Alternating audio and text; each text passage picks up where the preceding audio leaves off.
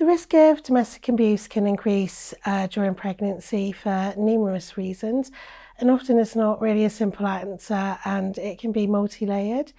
So one of the reasons the risk can increase is because of the shift and changing of priorities during pregnancy, and the partner can sometimes feel a bit excluded of the growing bond, especially between the pregnant person and the unborn baby, and a sense of losing that power and control and their emotional importance in the relationship. And if someone's feeling like that, it can quite often lead to them trying to regain that in a host of unhealthy ways, which can include using controlling tactics to gain that back, or trying to be important and needed by the pregnant person again.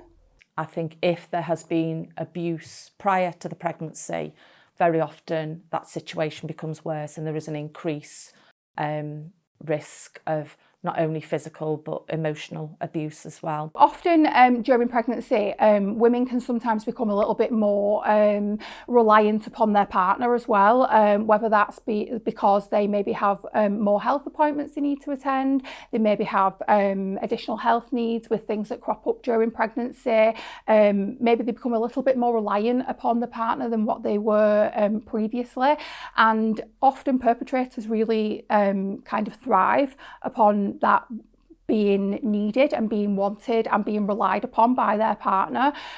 So yeah, sometimes what we also can see as a tactic in domestic abuse behaviours during pregnancy is that perpetrators will often try to keep their partners pregnant. So for professionals, that can be things so for example, for midwives, they might be seeing women pregnant in quick succession, so giving birth and then becoming pregnant again quite quickly afterwards. Another factor can be the increase of stress and strain, particularly to existing concerns such as financial hardship, housing issues, work-life balance.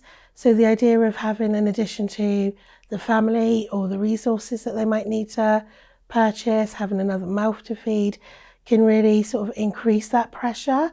And we know, depending on people's sort of coping techniques, pressure can be a big sort of boiling point for those behaviours to escalate.